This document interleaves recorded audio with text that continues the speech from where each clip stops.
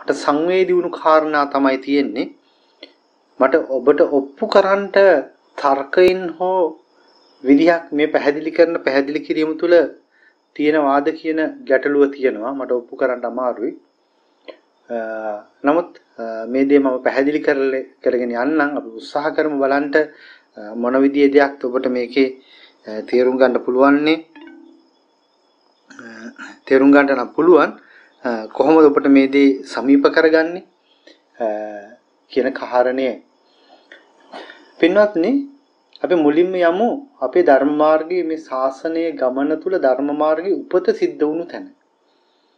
ධර්ම මාර්ගයේ උපත කියන කාරණේ ගත්තොත් පින්වත්නි, අපි දැන් මිනිස්සෙක් කියලා ඉපදුනහම අපිට ආගමක් හම්බ වෙනවනේ මොකක් හරි.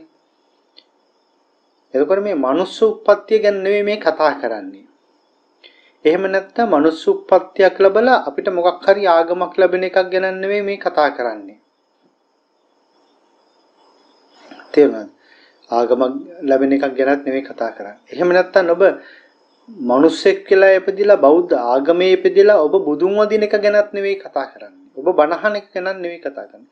ඒ සියල්ලෙන් ඔබට කියපු කාරණයක් කියන කාරණය මට වැටහුණේ පින්වත්නි. බුදුරජාණන් වහන්සේගේ කාලේ බුදුරජාණන් වහන්සේගෙන් බණහන්න කිසිවෙක් බෞද්ධයෝ නෙවෙයිනේ. කිසිවෙක් බෞද්ධයෝ නෙවෙයි. නමුත් පින්වත්නි, ඒ අය ගාව තිබුණා සසර වඩාගෙන ආපු, සසර දියුණු කරගෙන ආපු ප්‍රඥාවක්, කුසල ශක්තියක් එන්නේ අය තුල තිබුණා. නමුත් පින්වත්නි, අද සමාජයේ අරන් බැලුවොත් එහෙම බෞද්ධ වෙලා ඉපදුනාට මම දැක්කර රුවන්වැලි සෑයට ඇඳවල් පූජා කරපු කාරණයක් මේ ෆොටෝස් වගේ මම හිතන්නේ සමාජ මාධ්‍ය ජාලයේ විවිධ අදහස් වලින් ඒවා පළ වුණා. ඔබත් දකින්නට ඇති. එතකොට පින්වත්නි, දැන් එවැනි කරන ඇත්තෝ, ඒ වගේ දේවල් කරන ඇත්තෝ එහෙම අරන් බැලුවොත් එහෙම මේ ධර්ම මාර්ගයේ උපත කියලා ගන්නෙ ඒ අයට නෙවෙයි පින්වත්නි. වැදුම් පිදුම් කරමින්, ගාථා කියමින්, බණ අහමින්, භාවනා කරමින් ඉන්නවා වෙන්නත් පුළුවන්. නමුත් පින්වත්නි, මම කතා කරන්නේ ඒ සියල්ලගෙන් ඔබට එහාට ගියපු තැනක් ගැන. මම හිතන්නේ මේ දේශනාව ශ්‍රවණය කරන ඔබටත් මම හිතනවා ලොකු මේ කාරණයක් වැටහෙන, ඒ වගේම යම් සම්දිස්ථානයක් නිර්මාණය වෙන අවස්ථාවක් බවට මේ අවස්ථාවපත් වෙයි කියලා. එතකොට පින්වත්නි, ඒ කියන්නේ බෞද්ධ, ඔබ දැන් අපි කියමු ඔබේ ආගම අදාළ නැහැ. දැන් අපි මෙතන ඉන්නවා අපි කතෝලික අපේ මානෙලි ජයපුරි මහත්මිය කතෝලික. හරිද? නමුත් එතුමිය බණහන හැම වැඩසටහනකටම සම්බන්ධ වෙනවා. මට ගොඩක් වෛද්‍යවරයෙක් ඉතින් හැම වෙලෙම මේ ළඟපාතින් හොයලා බලලා උදව් කරනවා. එතකොට මේ එතුමිය මේ අන් අයට වඩා බෞද්ධයි. නමුත් එතුමිය ඉපදුනේ වෙන ආගමක. හරිද? ආගම් පසුබිම වෙන එකක්. හරිද? නමුත් එහෙම වුණත් පින්වත්නි, මේ ප්‍රඥාව කියන එක සංගවන්න බෑනේ. ප්‍රඥාව කියන එක මොට කරන්න බෑ, වහලා දාන්න බෑ. එතකොට ඔබ දැන් මෙහෙම ඉන්නවා. ඔබ අපි හිතමු ඔබ වෙන ආගමක ගිහිල්ලා උපදිනවා. ඇත්තටම අපි හැමෝම මේ ලෝකේ ඉපදුනේ වෙන ආගමක තමයි. අපි හැමෝම ඉපදුනේ. අපි හැමෝම ඉපදුනේ මොකක් හරි ආගමක. නමුත් හොඳට මම මේ කියන දේ හරිම නුවණින් ප්‍රඥාවෙන් තේරුම් ගන්න ඕනි කාරණයක් තියෙන පින්වත්නි. ඒක මට ඔප්පු කරන්න හරි අමාරුයි. ඒ නිසා ඔබේ ප්‍රඥාවටම බාරයි මේ කරන දේශනාව. ඔබ ඉපදුනේ අපි බෞද්ධ නමින් හෝ මමත් ඇතුළුව අපි හැමෝම ඉපදුනේ වෙනම ආගමක. ඒ ආගමේ කියන જાති පිළිගනිමින් ඒකේ තියෙන දේවල් සමග ජීවත් වෙමින් ඒවා අදහමින් ඒක තුල තමයි අපි ජීවත් වුනේ. පින්වත්නි, මේ ලෝකේ යම් කිසි සත්වයක් Taman ඉපදුනාට පස්සේ පරම්පරාවෙන් ඉතිහාසයෙන් ලැබුණු ආගම දහම තුල ඒ දේවල් හරියට අදහගෙන කියාගෙන ඉන්නවනම් පින්වත්නි, එයා ප්‍රඥාවන්තයෙක් නෙවෙයි. ප්‍රඥාවන්තයෙක් නෙවෙයි. එතකොට කුමන ආගමක වුණත් ඔබට ලැබුණු ඔබේ ජීවිතය ගැන ඔබ ප්‍රශ්න කරන කෙනෙක් වෙනකොට, දැන් බෝසතත් එහෙමනේ. උන්වහන්සේ ලැබුණු ජීවිතය ගැන ප්‍රශ්න කරවුවා. ජීවිතය ගැන ප්‍රශ්න කරන ඒ වගේම ඒ ලැබුණු ධර්මතාවයන් ධම පිළිබඳව සොයා බලපු ගවේෂණය කරපු තර්ක විතර්ක කරපු පිළිගන්න පුළුවන් තන් බැරි තන් පිළිබඳව අධීක්ෂණය කරපු කරලා බලන්න උත්සාහ කරපු මෙන්න මේ වගේ ඒ Tamanට ලැබුණු දේට එහා යන්න හිතන්න කල්පනා කරන්න පුළුවන් මිනිස්සු බිහි වුණා නම් පින්වත්නි ඒ තමයි මිනිස්සයෝ ඒ තමයි මනුෂ්‍ය උප්පත්තිය ඒ තමයි ප්‍රඥාවන්තයෝ ඒ තමයි ඥානවන්තයෝ පින්වත්නි මේ කියන දේවල් පින්වත්නි මේ වචන තියෙනවා කෙනෙකුට මේ කතා කරන දේවල් වල වචන අල්ල ගන්න පුළුවන් පින්වත්නි අල්ලගෙන එක්ක ඇලෙන්න පුළුවන් එක්ක ගැටෙන්න පුළුවන් එහෙම වෙන්න පුළුවන් හැබැයි පින්වත්නි මේ ප්‍රඥාවන්තයා කියන කෙනා මේ වචන අල්ලගන්නේ නැහැ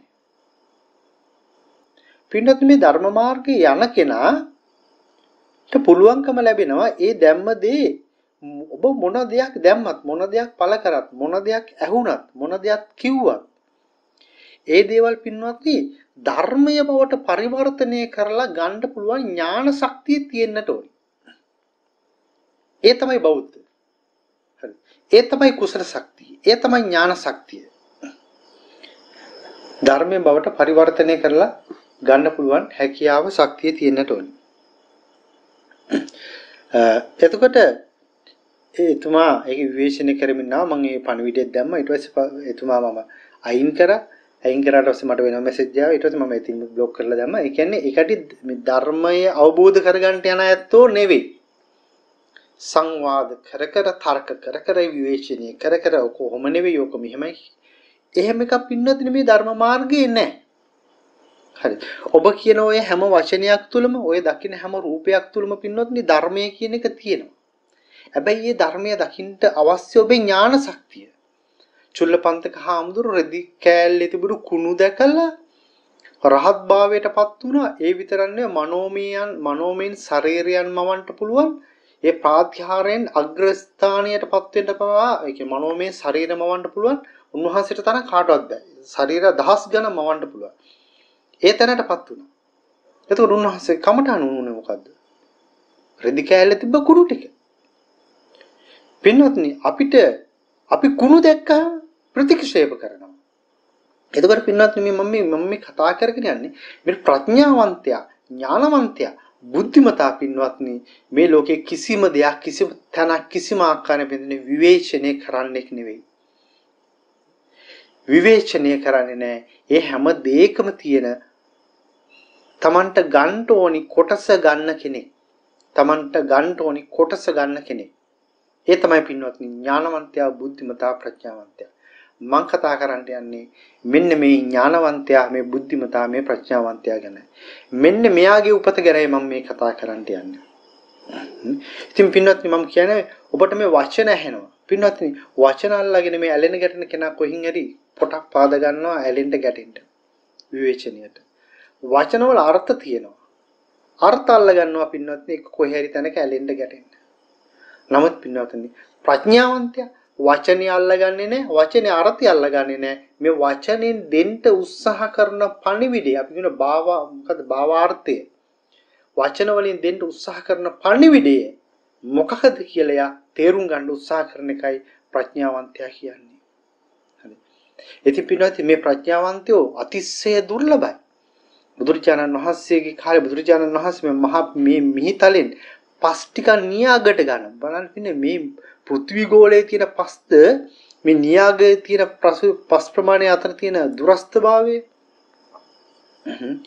මෙන්න මේ පස් ටික තරම් සුළු ප්‍රමාණයක් තමයි මේ ධර්මය අවබෝධ කරගන්නේ කියලා කියනවා පින්වත්නි එන්නේ ප්‍රඥාවන්තයාටයි මම මේ කතා කරගෙන යන්නේ පින්වත්නි දැන් මම කොහොම වෙනවා දැන් අපි අද සමාජයේ බණ අහන භාවනා කරන සීල් සමාදන් වෙන විශාල පිරිසක් ඉන්නවනේ ලෝකෙම ගත්තොත් අති විශාල ප්‍රමාණයක් ඉන්නවා. වැරදි නෑ එයයි මොනවා හරි කරමින් සකස් වීම එනවා. ඒ අතර බොහෝ දිනුණු අය ඇත්තුවති කියන්න බෑ. පින්වත්නි අපි නොදන්නා කුමන තලයේ ප්‍රඥාවන්තයෙක් වුණත් කුමන තලයේ බුද්ධිමතෙක් වුණත් කුමන තලයේ ඥානවන්තයෙක් වුණත් පින්වත්නි ඒ ඥානවන්තයා ළඟ ඒ බුද්ධිමතා ළඟ තියෙන ධර්මතාවය පින්වත්නි එහෙම නැත්නම් අපි කියන්න පුළුවන් ස්වභාවය ධර්මතා ස්වභාවය එකක් ධර්මතා ස්වභාවය එකක් මම ඒකට මම පුංචි උදාහරණයක් කියනවා අතන මම ඕන ධර්ම දේශනාව කරන්න මම මේ පසුබිම සකස් කරගෙන ඉන්නේ ඒ නිසා මේ මුල්ල ඉඳන් මම කියාගෙන යන වචන ටික හරියට ඔළුවට ගත්තොත් තමයි පින්නත්නි මගේ දේශනාව හරි ටක්කට තේරෙන්නේ එයාට තමයි. මම මොකද මේ වැඩි කාලයක් ගන්න මේකට අවශ්‍ය පසුබිම සකසන. ඔබේ මනස නිර්මාණය කරන්න. පින්නත්නි දැන් මම මේ කියාගෙන ආවේ මේ විදිහට මේ ප්‍රඥාවන්තයා ඥානවන්තයාගේ ධර්මතාවය මේ කොහේ මේ ලෝකෙ හිටියත් ඒ හැමෝම එකයි. අපි කිව්වොත් මේ ඉන්න මෙතන ඉන්න මේ මොහොතේ මේ ධර්මයේ ශ්‍රවණය කරන මේ අය කවුරුත් අඳුරන්නේ නැතුව ඇති මං හිතන්නේ. ගොඩක් අය අඳුරන්නේ නැහැ. නමුත් ඔය කට්ටිය එකම තැනකට හම්බ වුණොත් පින්නවත් නේ ඔය කට්ටිය හරියට මෙන්න මේ වගේ වෙන්න ඕනේ. එක්කෙනෙක් කතා කරද්දී කතා කරන දෙයට ඔබ හොඳට අහුම්කම් දෙනවා. නෑ ඔක කොහොම නෙවෙයි ඔහොම වෙන්න බෑ. ඒක විවේචනය කරන්න යන එක අහනවා. ඔහුට වටිනාකමක් දෙනවා. ඔහුගේ අදහස් වලට ගරු කරනවා. අනිත් එක්කන කතා කරන්න ගන්නකොට අනිත් එක්කන නිහඬ වෙලා එයාට කතා කරන්න දෙනවා. තේරුණාද පින්නත්? එතකොට හැමෝගෙම ළඟ තියෙන ಗುಣ දකිනවා අඩුපාඩු දකින්න වෙන්න පුළුවන්. හැබැයි ඒ අඩුපාඩු දිශාවට අවධානය යොමු කරන්නේ නැහැ. මොකද අපි හැමෝගෙම ගාව අඩුපාඩු තියෙනවා. හොඳ ටික දකිනවා. මොකද අඩුපාඩු දැක්කොත් හිත කිලිටි වෙන්නේ ඒ අඩුපාඩු දකින්න එක්කනාගේම හිත තුල තමයි හිතම තමයි කිලිටි වෙන්නේ. ඒ නිසා හොඳ දකිනවා. අදහස් වලට ගරු කරනවා. අහුම්කම් දෙනවා. කියන දේවල් ගැන හිතනවා, කල්පනා කරනවා. හැමෝම එකට එකතු වෙලා කතා කරොත් හැමෝම බලන්නේ මට මොනවද දෙයක් අවබෝධ කරගන්න තියෙන මට මොනවද යමක් එකතු කරගන්න තියෙන්නේ කියන එකයි බලන්නේ හැමෝම. එහෙම නැතුව වෙන මොකුත්ම නෙවෙයි. මට සසරින් එතර වෙන්න මොන හරි දෙයක් මෙතනින් අහුලා ගන්න හොයන එකයි කරන්නේ. ඉතින් පින්වත් මේ මොහොතේ මේ දේශනාව ශ්‍රවණය කරන අයත් උත්සාහ කරන්නේ මොකක්ද මේ පුංචි කාලය තුල මට සසරින් එතර වෙන්න යමක් අහුලා ගන්න එකතු කරගන්නයි මේ උත්සාහ කරන්නේ. ඉතින් පින්වත් මෙන්න මේක මේ ඥානවන්තයාගේ මේ ප්‍රඥාවන්තයාගේ ස්වභාවය. පින්වත්නි දැන් මම මේක තව උදාහරණයක් ගන්නවා මේකට. දැන් මම ඔබට ධර්මයේ දේශනා කරනවානේ. දැන් මේ කාරණය මෙතන ඇවිල්ලා අපි මහත්මයෙක් සමග සාකච්ඡාවක් කරා. එතින් මම ගත්ත උදාහරණය. පින්වත්නි දැන් කවුරු හරි කෙනෙක් අපි හිතමු කලින් මට ගෞතම ගුරුතුමා කියලා හඳුන්වුවේ. දැන් සුමේද හාමුදුරුවෝ කියනවා. හරි. එහෙම නැත්නම් මගේ චරිතය, මගේ රූපය, මගේ හැඩරුව පුද්ගලයෙක් විදියට මාව දැකලා පුද්ගලයෙක් විදියට මගෙන් ධර්මය අහනවා නම් පින්වත්නි එතන විශාල ප්‍රශ්නයක් තියෙනවා. පුද්ගලයෙක් විදියට මාව දකිමින්. එහෙමනම් එයා යන ධර්ම මාර්ගයේ පැහැදිලිව වැරදි. පැහැදිලිව වැරදි කියන්නේ පින්වත්නි එයා ආර්ය දර්ශනයක් තුල ගමන් කරන කෙනෙක් නෙවෙයි. ආර්ය දර්ශනයක් තුල ගමන් කරන කෙනෙක් නෙවෙයි. ඔහු පුද්ගලික චරිතයක් දැකලා ඒ චරිතයට කැමති වෙලා බණ අහනවා නම් කියන දේ අහනවා නම් පින්වත්නි ඒ කෙනා ආර්ය දර්ශනය දැකලා නැහැ. ආර්ය දර්ශනය මොකද්ද පින්වත්නි මම මේ කියන්නේ? පින්වත්නි මම ඔබ වැරයි යන්නේ මෙන්න මේ කාරණේටයි දැන්. ආර්ය දර්ශනය. පින්වත්නි ඔබ මේ ලෝකේ ඔබ කොහෙන් හරි ගිහලා බණ අහනවා. කොහෙන් හරි ඔබට নানা ප්‍රකාර පුද්ගලයෝ හම්බ වෙනවනේ. රූපවාහිනි වෙන්න පුළුවන් YouTube එකේ විදායක බණ අහනවා. විවිධ පුද්ගලයෝ අසුරු කරනවා. අසුරු කරනකොට පින්වත්නි ඔබට දැනෙන්න පටන් ගන්න ඕනේ මේ පුද්ගලයා අසුරු කරනකොට අංක 1ට මේ පුද්ගලයාගේ තියෙන නිහතමානී ගුණය ඔබට පේනවා. මේ පුද්ගලයා හරි නිහතමානී. මේ පුද්ගලයා හරි වෙනස්. මේ පුද්ගලයා තුළ මහා ගුණ තියෙනවා. කියලා එයාට දැනෙන්න පටන් ගන්න ඕනේ පින්වත්. අපි කියන සීලවන්තන්, ගුණවන්තන්, පුණ්‍යක්කත්තන් අනුත්තරන්. දුර්ලභේන මයාලද්දන් වන්දිතුන් පූජිතුන් වරන් කියලා අපි ගුරුවරයෙකුට අපි ආර්යයන් වහන්සේකට වන්දනා කරන්නේ. සීලවන්ත වෙන්න ඕනේ. ගුණවන්ත වෙන්න ඕනේ. පුණ්‍යක්කත්තන් වෙන්න ඕනේ. පුණ්‍යවන්ත වෙන්න ඕනේ. පින්වත්නි ඔබට එයාගා ಗುಣ තියෙන බව Tamanට තේරෙන්නට ඕනේ. ಗುಣ නැත්තම් වැඩක් නැහැ නේ. ಗುಣ නැති කෑමක්වත් කන්න කැමති නැහැනේ. එහෙනම් ಗುಣ දකින්නට ඕනේ. දෙවෙනි කාරණේ තමයි පින්නොත්නි ಗುಣ දැක්කට බෑ. ප්‍රඥාවන්තකම දකින්නට ඕනේ පින්නොත්නි. ಗುಣ දකින්න ඕනේ ප්‍රඥාවන්තකම දකින්නට ඕනේ. මේ ಗುಣ සහ ප්‍රඥාවන්තකම දැකිනකොට පින්නොත්නි එතන තියෙන ආර්ය දර්ශනයක්. ආර්ය දර්ශනයක්. එහෙම නැත්නම් ආර්ය ධර්මයක් එතන තියෙන්නේ. අපි හිතමු දැන් හෙට ධර්ම දේශනාවක් කරනවා කියමුකෝ මම නෙවෙයි කරන්නේ වෙන එක්කෙනෙක්. එතකොට අපෝනේ අද සුමේද හාමුදුර නෙවෙයි අද ධර්ම දේශනාව කරන්නේ එයාගේ අපි එයාගේ වහන්න කැමති නේ. එහෙම පුදුනේ පුද්ගලික චරිත ඈඳෙන්න බෑ. එහෙමනම් මේ මාර්ගය වැරදි. ඔබ ධර්මයේ ශ්‍රවණය කරන්නේ ධර්මය අහන්නේ මේ ආර්ය දර්ශනීය දැකලා වෙන්නට ඕනේ. ඔබට යද්දි හිඟන මිනිස්සෙක් හම්බ වෙනවා. පින්නොත් සමහර රටවල හිඟන් වගේ ඉඳලා තියෙනවා ආර්යයන් වහන්සේලා. ඔබ මේ හිඟන්න අසුරු කරනකොට කියන දේවල් අහනකොට පින්නොත් ඔබට දැනෙන්න ඕනේ මෙයාග ආර්ය දර්ශනීය තියෙනවා කියන දේ. මෙන්න මේ දේ ඔබට දැනෙනවා නම් පින්නොත් ඔබ ඥානවන්තේ බුද්ධිමතේ මෙන්න මේ කෙනාගේ උපත ගැනයි මම මේ කතා කරන්නේ. ඔබ අපි කො YouTube එකේ වෙන්න පුළුවන් යම් කිසි කෙනෙක් බණක් අහක බණ අහනවා එක කෙනාගේ බණ අහනවනේ අපි අහගෙන යනකොට උන්වහන්සේ කතා කරන වචනවල තියෙන ඍජු බව ඒ වචන අපිට දැනෙනවා. ඒ දැනෙන්නේ යම් කිසි කෙනෙක් දේශනා කරනකොට පින්නත් මේ වචන දැනෙන්නේ එයා ඒ වචන ස්පර්ශ කරලා තියෙනවනේ. ඒ ධර්මතාවයෙන් ස්පර්ශ කරලා තියෙනවනම් දේශනා කරනකොට අපිට දැනෙනවා. අන්න තව සුවිශේෂී කාරණාවක් කියන්නේ. පොතින් පතින් දැනුම කටපාඩම් කරලා බණ කියනකොට දැනෙන විදිහත් ධර්මය අවබෝධ කරගෙන ප්‍රත්‍යක්ෂ කරලා ඒ ධර්මයේ කියනකොටත් දැනෙන විදිය දෙකක් වෙනවා. පණ ඇති ධර්මයක් සහ පණ නැති ධර්මයක් කියලා ධර්ම දෙකක් තියෙනවා. දැන් කටපාඩම් කරලා පොත් කියලා ධර්මයේ දහම් කරුණු එක රාශී කරගෙන ධර්මයේ දේශනා කරද්දී පින්න ශ්‍රාවකයාට දැනෙන්නේ නැහැ ඒක. හදවතට බුද්ධියට දැනෙන්නේ නැහැ, සංවේදී වෙන්නේ නැහැ. දැන් ආර්යයන් වහන්සේ නමක් පින්වත්නි සිහිය පිහිටවන්න කිව්වොත් එහෙම හරියට මේ සිහිය පිහිටවලා සිහිය වඩලා සිහිය දියුණු කරලා ඒ කෙනා සිහිය පිහිටවන්න කියනකොට අර කෙනාගේ නිකම්ම සිහිය පිහිටෙනවා පින්වත්නි. ඒක තමයි පණ ඇති නෛර්යානික ධර්මයයි. හැබැයි මේ සිහිය ගැන උපාධියක් කරන් අපි අද තියෙන මයින්ඩ්ෆුල්නස් ට්‍රේනින් ප්‍රෝග්‍රෑම් තියෙන උපාධි තියෙනවා. ඒකක් කරලා ඉවිල්ලා පින්වත්නි සිහිය පිහිටවන්න කිව්වට දැනෙන්නේ නැහැ. දැන් බුදුරජාණන් වහන්සේ පටාචාරයට මොකද කිව්වේ? නැගණියනේ සිහිය පිහිටවන්න කිව්වා. කියනකොට ප්‍රශ්න ඉවරයි. අඟුලිමාලට කිව්වා අඟුලිමාල මම නැවතිලා ඉන්නේ ඔබ නවතින්න කියනවා. කියනකොට ඉවරයි පින්නේ ප්‍රශ්නේ.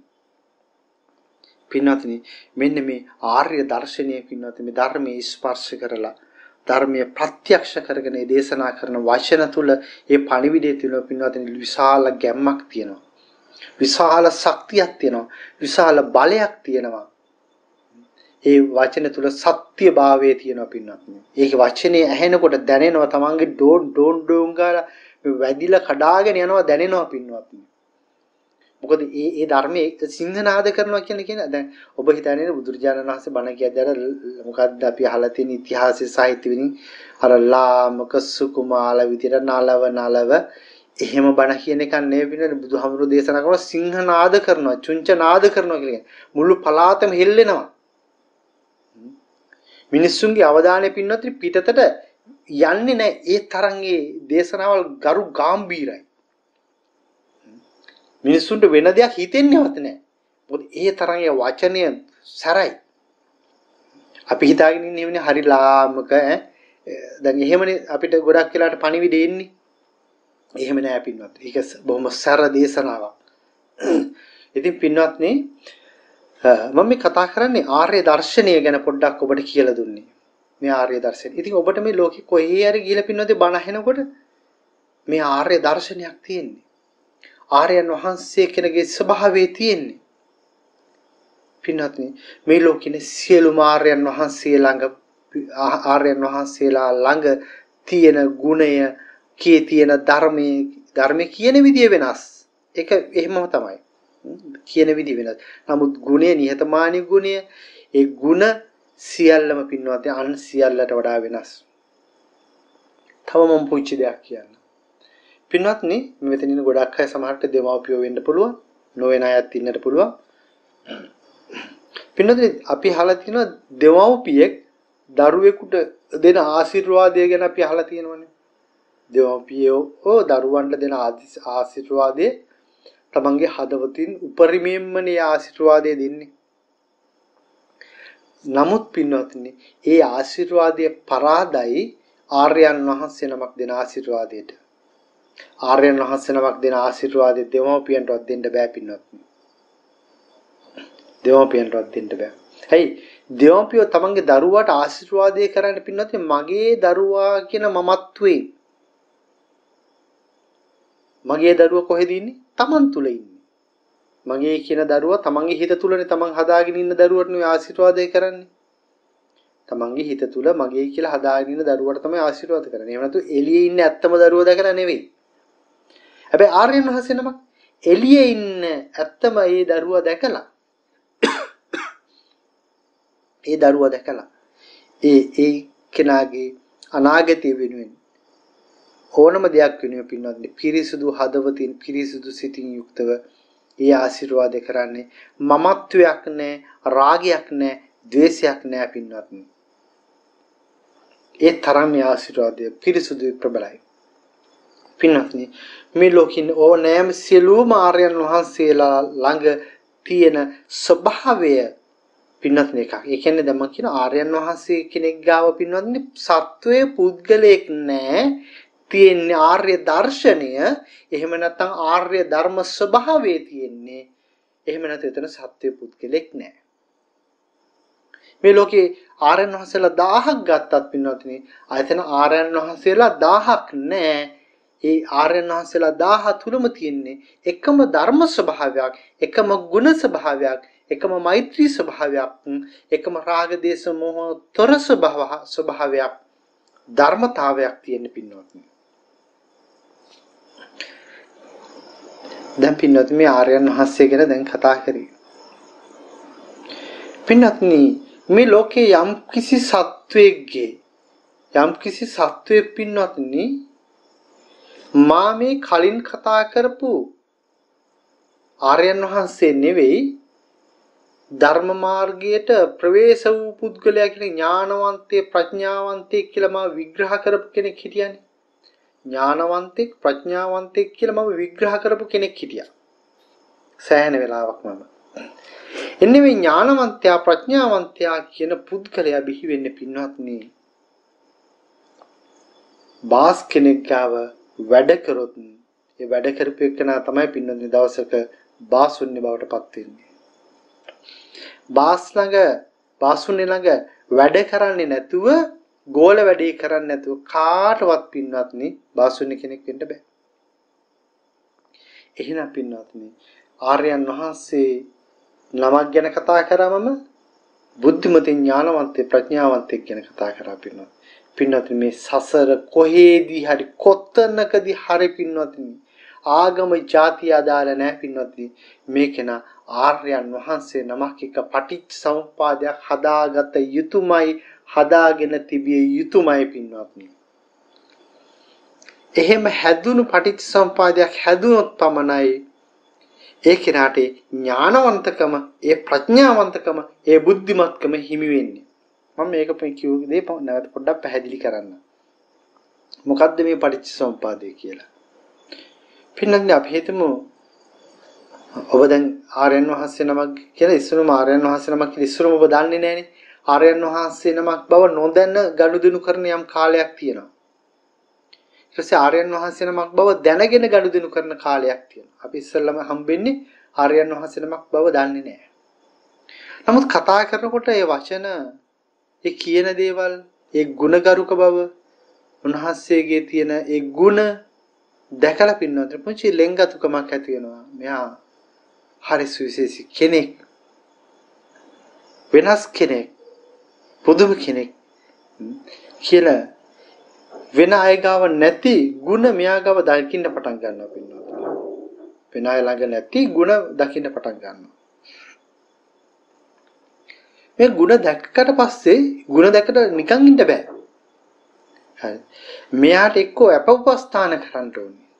දානමාන දෙන්න ඕනේ. අපි මොකුත් නැත්නම් අපි යාගේ ඇඳුම් පැළඳුම් හරි හොදන්න ඕනේ. ගේ හරි අතු ගන්න ඕනේ. වත් හරි සුද්ධ කරන්න ඕනේ. සල්ලි බලාපොරොත්තු වෙන්නේ නෙවෙයි. වැඩට අර පඩියකට වැඩ කරන එක ගැන නෙවෙයි කතා කරන්නේ. මෙයාගේ ಗುಣ දැකලා පින්නොත් මෙයාට මොනවා හරි දෙයක් කරන්න ඕනේ. ඒ පුද්ගලයාට ඔබ හැමෝම මං ඇතුළුව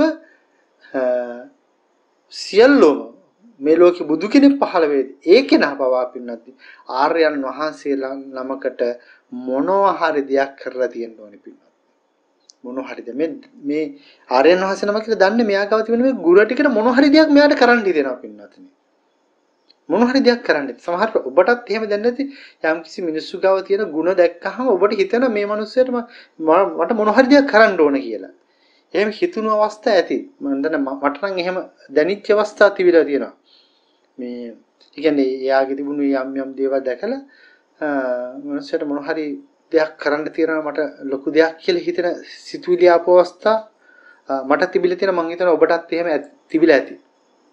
පින්වත්නි එයාගේ ආර්ය ගුණයක් තිබිලා තියෙනවා. අපි දකින්නේ පුද්ගලයා දැකලා නෙවෙයි මෙයා කුණ්ඩේ කපපු කෙනෙක් මෙයාට රැවුල තියෙන කෙනෙක් එහෙම දැකලා නෙවෙයිනේ අපි මෙයා ලංකාවේ කෙනෙක් මෙයා සුදු කෙනෙක් එහෙම බලලා නෙවෙයි අපි මේ දේවල් කරන්නේ. අපි යාගාව තිබ්බ ආර්ය ගුණය දැකලා ඒ ගුණයට අපිට මොන හරි දෙයක් කරන්න හිතෙනවා. පින්වත්නි අපි කරන්නේ ඒ සත්වයාට ඒ පුද්ගලයාට නෙවෙයි අපි එහෙම නැත්නම් අපි සත්වයාත් පුද්ගලයාත් එක්ක නෙවෙයි පින්වත්නි මේ පටිච්චසමුප්පාදය අපි හදාගත්තේ ආර්ය දර්ශනයත් එක්ක. මොකද ඔබේ පුද්ගලයාගේ ආර්ය ගුණය දැකලායි මේ පටිච්චසමුප්පාදය ඇති කරගත්තේ. මම මුලදී දේශනා කරානේ ඔබ මගෙන් මේ දේශන අහන්නේ මේ මාව පුද්ගලයෙක් විදියට දැකලා පුද්ගලයෙක් විදියට කැමති මේ පුද්ගල චරිතය පුද්ගලයෙක් විදියට දැකලා නම් පින්වත්නි ඔබ එතන ඒක වැරදි. ඔබ දකින්න ඕනේ මාව ආශ්‍රය කරන මන් තුල තියෙන ආර්ය දර්ශනයයි දකින්නට ඕනේ. ආර්ය ගුණයයි දකින්නට ඕනේ. මන් තුල නෙමෙයි වෙන ස්වාමීන් වහන්සේ නමක් වෙන්න පුළුවන්, වෙන ගිහි කෙනෙක් වෙන්න පුළුවන්, හිඟන්නෙක් වෙන්න පුළුවන්. හිතා ගන්න බැරි අමුතුම જાතිය පුද්ගලෙක් වෙන්න පුළුවන්. එයා ගැන අහලා එයාත් එක්ක කතා කරනකොට එයා ගාව පුදුමාකාර මේ ආර්ය ගුණ තියෙනවා දකින්න ඕනේ ඔබ. ඒක ලෝභයේ පටිච්චසමුප්පාදේ හැදෙන්නේ මොනවත් එක්කද? අර සත්ව පුද්ගලයාත් එක්ක නෙවෙයි ඒ ආර්ය ගුණයත් එක්කයි ඔබේ පටිච්චසමුප්පාදේ පැටලිවිල්ල හැදෙන්නේ. පින්නත් අපි සත්‍යෝ විදියට අපි හැමතැනම පැටලිලා ඉන්නේ. දැන් ඔබට ස්වාමියා වෙලා ආවේ ඔබත් එක්ක සසර පැටලිච්ච කෙනෙක්. බිරිඳ වෙලා ආවේ සසර පැටලිච්ච කෙනෙක්. දරුවා වෙලා ආවේ පැටලිච්ච කෙනෙක් සසර. අම්මා තාත්තා නෑයෝ මිතුරෝ හතුරෝ කරදරකාරයෝ හැම මිනිස්සෙම ආවේ ගෙදරින් බඩුවක් අම්බිසිනේ හොරකම් කරන්න ගියා නම් ඒ හොරා ආවෙත් සසර මොන හරි මේ පැටලිච්ච පටිච්චසමුප්පාදේ හේතු කොටගෙන තමයි. අපි හැමෝම පැටලිලා ඉන්නේ. ඔබ මගෙන් මේ ධර්ම ශ්‍රවණය කරන්නේ අපි සසර මේ පැටලිලා තියෙනවා. ඉතින් දැන් ගොඩක් වෙලාට ඔබ මම මෙතනදී අදහස් කරන්නේ ඔබ මගෙන් මේ ධර්ම ශ්‍රවණය කරන්නේ ආර්ය දර්ශනයත් එක්ක පැටලිච්ච නිසා කියලා තමයි මම මෙතන ගොඩනගන්න උත්සාහ කරන්නේ. මෙතනදී නම් විදිහට අපි හැමෝම පැටලිච්ච අය. එතකොට පැටලිච්ච අය කියන්නේ මේක තමයි පටිච්චසමුප්පාදේ. ඉතින් පින්වත්නි මෙන්න මේ ආර්ය දර්ශනය දැකලා ආර්ය ගුණ දැකලා ඔබ මොනවා හරි දෙයක් එතන බීජයක් වපුරවුවා නම් බීජයක් වපුරනවා නම් ඒ කිව්වේ තවත් ඉතිකුවේ පටිච්චසමුප්පාදයක් හදාගත්තා නම් කොක්ක හදාගත්තා නම් පින්වත්නි ඔබට මේ හේතුව පින්වත්නි මේ හේතුව සසර පුරාවටම විපාක දෙනවා පින්වත්නි මේක තරම් උත්තරීතර ශ්‍රේෂ්ඨ කාර්යයක් තවත් නැහැ පින්වත්නි මේක මට ඔබට කියන්න පින්වත්නි මේක මට කෑ ගහලා ලෝකෙට කියන්න ඒ තරම් ප්‍රබලයි ඒ තරම් ප්‍රබලයි මේ ධර්මතාවය පින්වත්නි ඒ තරම් ශ්‍රේෂ්ඨයි බුදුරජාණන් වහන්සේගේ ගාථාවක් තියෙනවා පඨවි සාගරෝ නීරෝ කයයන්ති යුගක්කේ කප්පානිසත සහස්සානි සංගේදින්න නනසති කියලා. ඒ කියන්නේ පින්නන්නේ පඨවි සාගරෝ නීරෝ පඨවි කියන්නේ මේ පෘථිවිය සාගරය පඨවි සාගරෝ නීරෝ කයයන්ති යුගක්කේ මේ කාලයත් එක්ක යුග අන්තියකදී කවදා හරි දවසක මේ පෘථිවිය මහා සාගරය මේ සියල්ල යුගාන්තයේදී විනාශ වෙනවා. නමුත් කියන පටවිසාගරෝ නේරෝ කයන් යන්ති යුගක්කේ කප්පානිසස සහසන කල්ප ගානකින් හරි විනාශ වෙනවා. නමුත් පින්නට සංඝයේ දින්න නනස්සති. සංඝයාට දුන්නු දානේ ආනිසංස නැති වෙන්නේ නැහැ කියලා. සංඝයා කියලා කියන්නේ භික්ෂුවට නෙවෙයි මගපලලාභී උත්තමයන්ට සංඝයේ දින්න නන සංඝයාට දෙන දානේ ආනිසංස නැති වෙන්නේ නැහැ කියලා කියනවා පින්නට. මමත් ওই ගාතාව කිව්වා. නමුත් ඔහොම කියලා බණත් කියෙන. හැබැයි පින්නත්නි මේ පිළිබඳ පරිේශනාත්මක වුණු මෙතරම් අවබෝධයක් ඇතිව නෙවෙයි මම කිව්වේ දේ. ඇතිව නෙවෙයි දේශනා කරේ. නමුත් පින්වත්නි මේ ආර්යයන් වහන්සේ නමක් එක්ක ඇති වෙන පටිච්ච සමුප්පාදයේ පින්වත්නි මෙයා ගලවන්න බෑ පින්වත්නි සසර. මෙයා කොච්චර ගලවන්න බෑ කියලා කියන්නේ සියලු බාධක බිඳගෙන පින්වත්නි මෙයා ආර්ය දර්ශනය තුල ගමන් කරන්න පටන් ගන්නවා පින්වත්නි. මොකද ඒ ලැබෙන පටිච්චසමුප්පාද හේතුවෙන් අපි කො මැරිලා ඉපදුනා කියලා ආර්යයන් වහන්සේ නමකට දානයක් හරි අපි කියමු මේ ගිලන් පස්සේ එකක් හරි දුන්නා කියලා.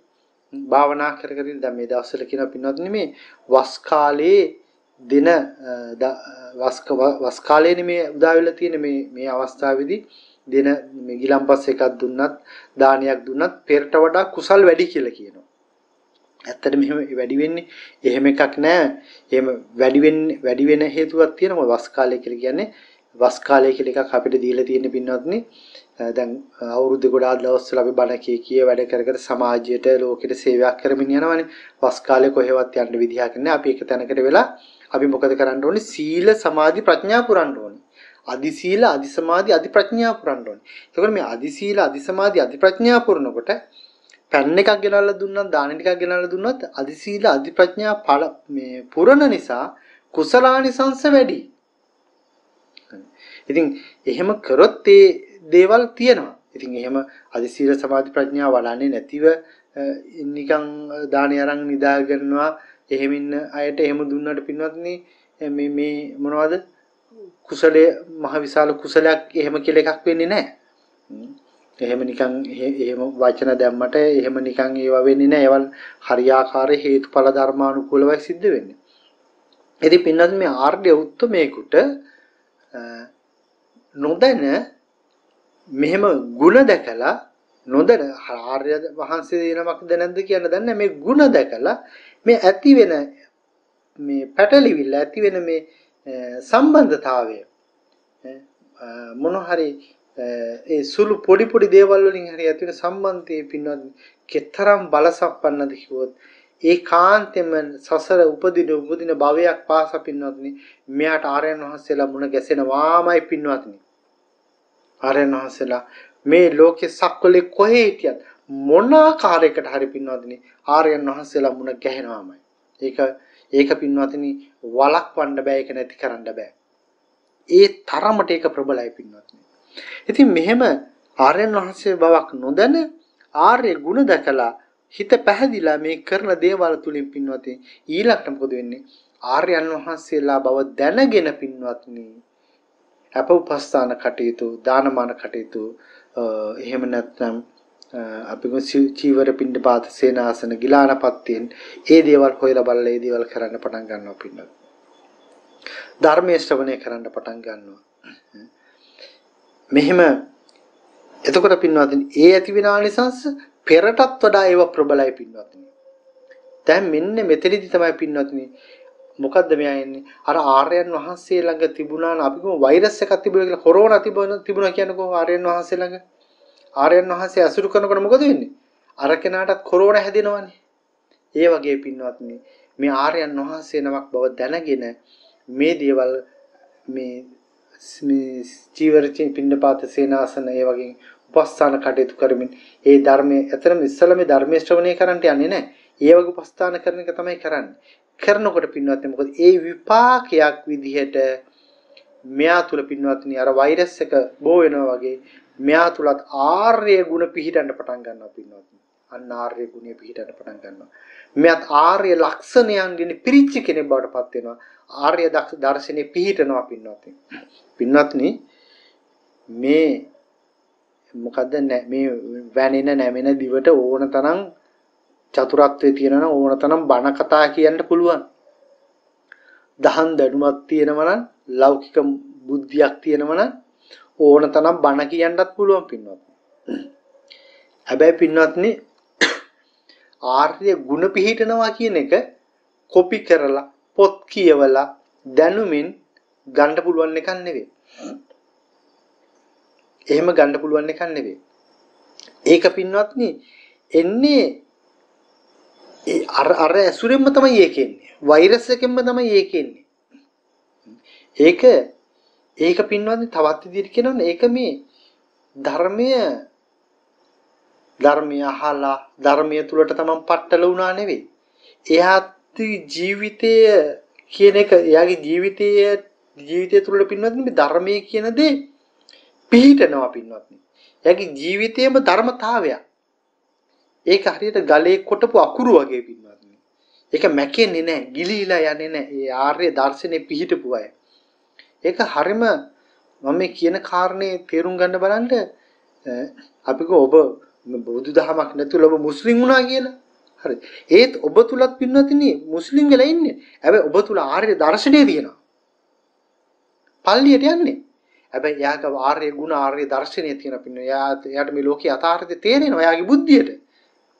එයාට පොත් කියවන්න ඕනේ නැහැ. එයාට කාගින්වත් මේ ලෝකෙ මිනිස්සුන්ගේ බණ අහන්න ඕනේ නැහැ. එයාගේ බුද්ධිය එයාට බණ කියලා දෙනවා.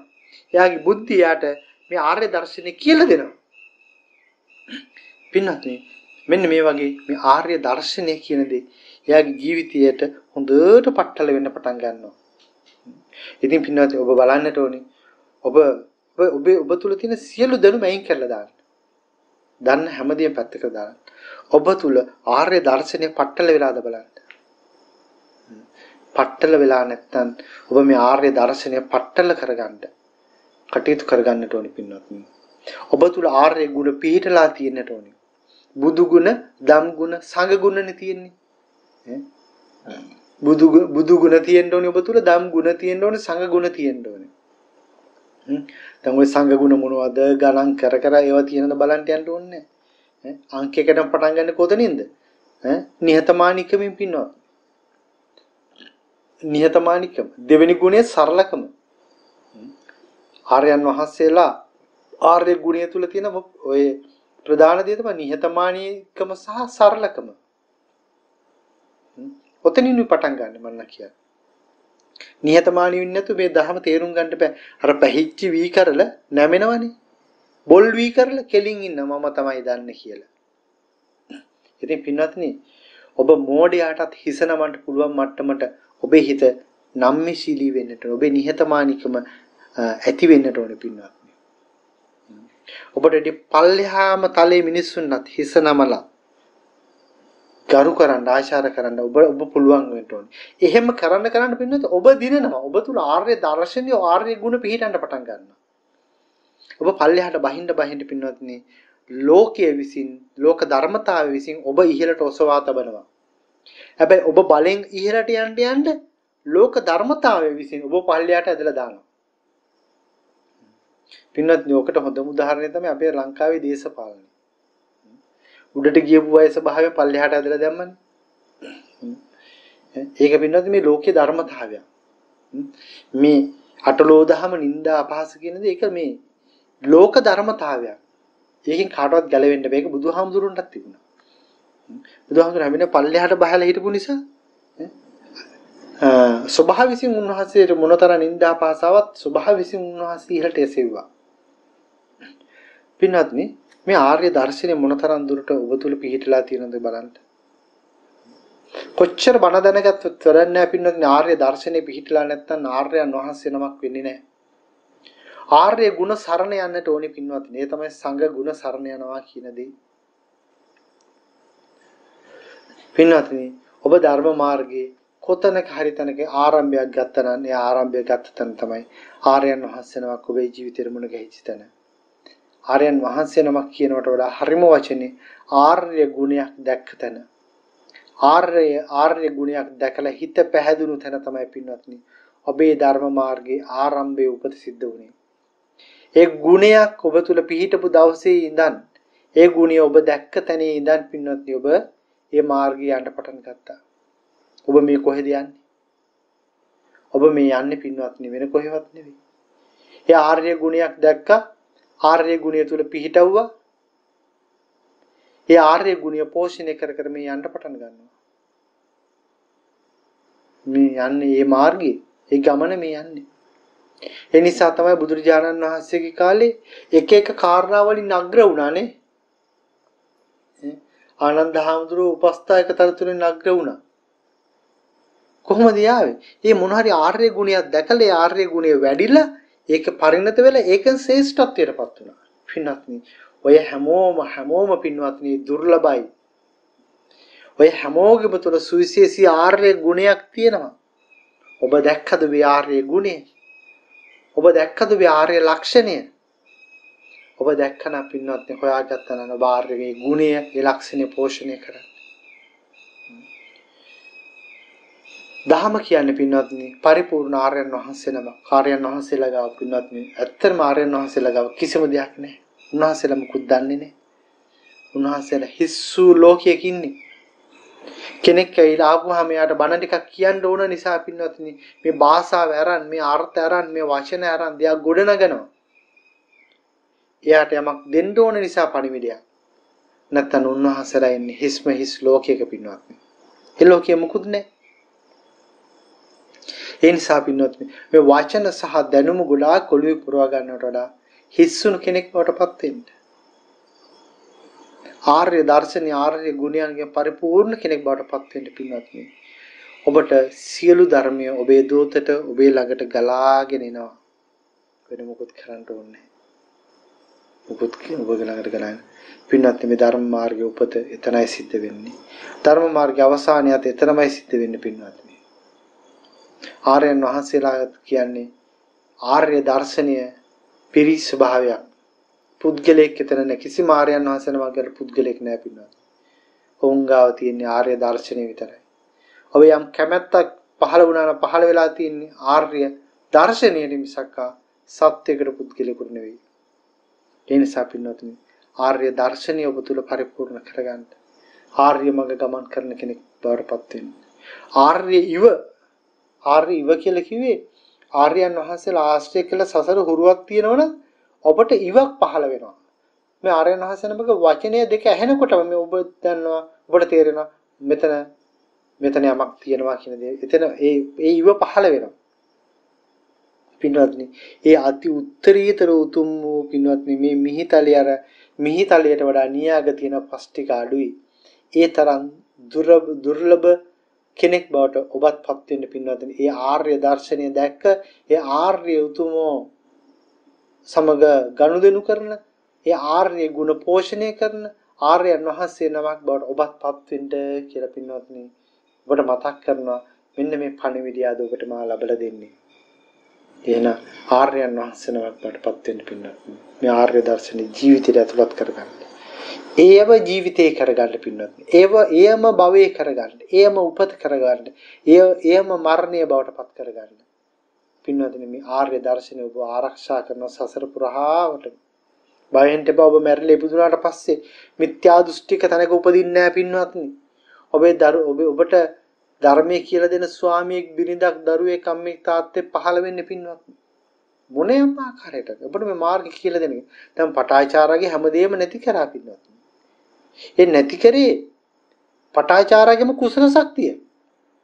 පටාචාර සිටු දියණියක් සිටුවරේම කසාද බැඳගත්තා නම් කුඹල් කරුවෙක් කසාද බැඳ ගන්න නැතුව සිටුවරේම කසාද බැඳගෙන හොඳ ජීවිතයක් ගත කරා නම් පටාචාර සමහරට නිවන් දකින්නත් බැරි වෙන්න පුළුවන්. පටාචාරා කුඹල් කරුවෙක් කසාද බැඳගෙන ඔය දරුවෝ ඔක්කොම ටික ඔය නැති වුණ එකෙන් පටාචාරටයි නැති වෙන්න දෙයක් ඉතුරු වුණේ නැහැ. වතුරෙන්මයි හැමදේම නැති වුණේ. ඒ නිසා අවසානයේදී පටාචාරට කකුල් දෙක හොදලා වතුර ගලාගෙන යනවා දැකලා ඒ ගලාගෙන යන වතුර දැකලා තමයි පටාචාර රහත් භාවයටපත් වෙන්නේ. ඉතින් පින්වත්නි විවිධ වෙස්සරන් විවිධ ස්වරූපෙන් අපිට ආර්ය දර්ශනයට ආවනම් අපිට මාර්ගය පෙන්වන්නේ විවිධ පුද්ගල විවිධ ස්වරූපෙන් අපි ගාවට එනවා. ඇවිල්ලා අපිට පෙන්වන අපේ යන්න ඕනි මාර්ගය පෙන්වලා ඒක යනවා කියලා.